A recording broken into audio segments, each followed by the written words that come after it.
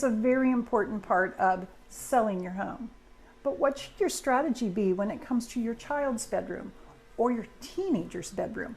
I have some ideas to help you with that. So let's get going. My name is Karen.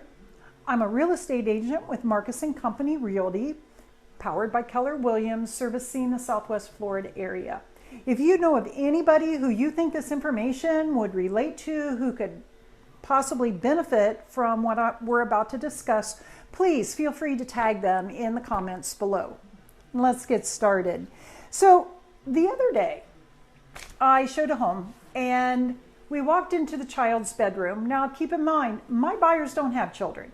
So seeing a room that's painted with stripes and there's pictures all over the wall and there's stickers on the ceiling, what they see is a lot of work. And we're picking our way amongst the toys that are all over the floor, and we open the closet and stuff falls out on top of us. So those are the things we want to address because they weren't interested.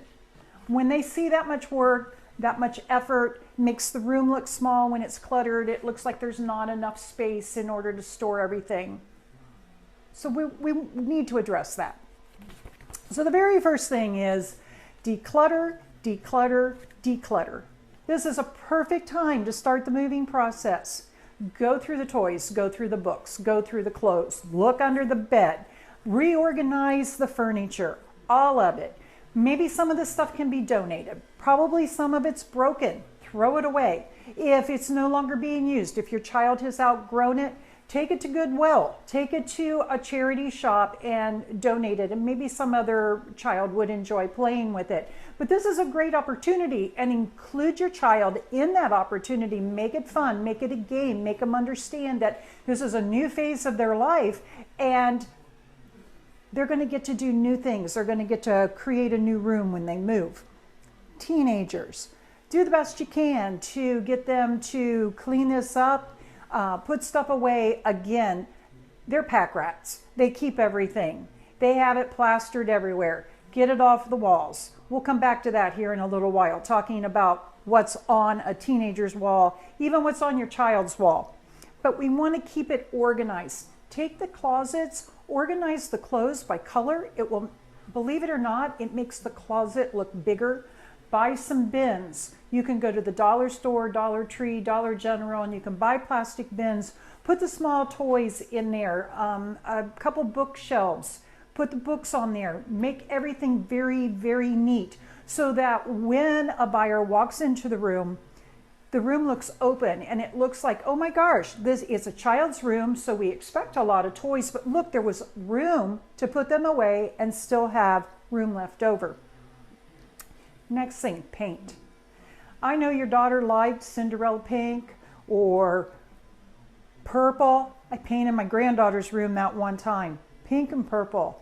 She loved it, but the buyers, when they sold their house, did not like it. And some of these really bright colors can take multiple coats of paint in order to cover them up. And that's what the buyer sees. The buyer sees the amount of work it's going to take them in order to make this room a more neutral room. So we want to make it neutral for them. We want to go with neutral colors, and it'll appeal to a larger market, a larger demographic.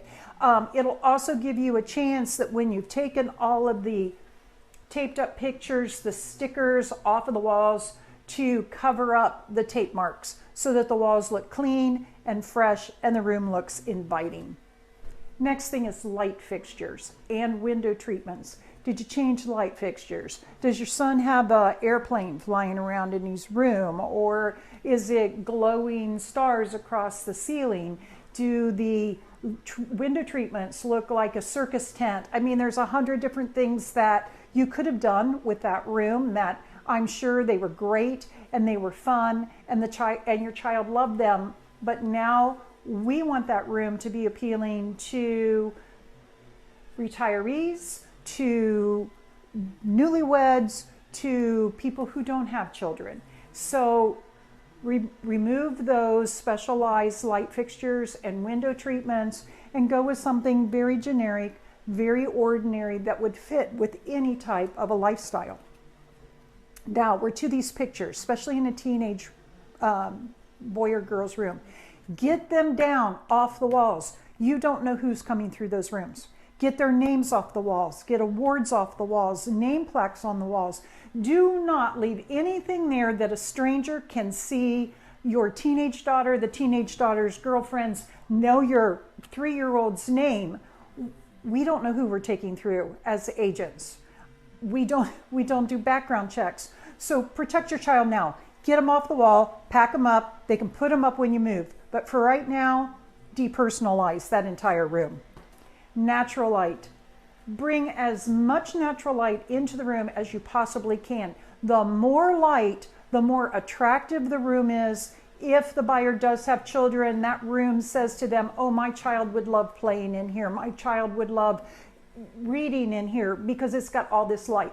If the room does not have natural light, bring some light in, bring some accent lighting in, some bedside lamps in, anything that will bring light into the room. And make sure you're using a light bulb that is made to simulate natural sunlight so that it's brighter, more inviting. Yes. It's all about keeping everything spacious and simple. Make sure the bedding is neutral and simple. You can use some colors, but little ponies dancing all over it are not going to be appealing to the empty nesters who have no grandchildren. So again, just some simple bedding. It doesn't have to be expensive. Order something off of Amazon, again, the dollar store. Just make it very neutral and the room very open and bright. Also make sure that the bed is spaced or situated so that there is plenty of space to walk around the room. The same way with bookshelves, the same way with the bins of toys we talked about. Make sure that they're not sitting and the buyer is not walking around the room. We want the room to look as spacious and large and open as possible. If you follow these tips, they should really help you. Make sure you share this experience with your child. Don't just go in and do it. Make them part of it. Make it a game. It can be a really fun time, and years down the road they may call you and say, hey mom, remember when right before we moved and we went through and we played this game as to what to keep and what not to keep. My son just called me today to talk about, remember when we used to go buy milkshakes at the dairy down the street. So it's funny what children remember. So just make it fun.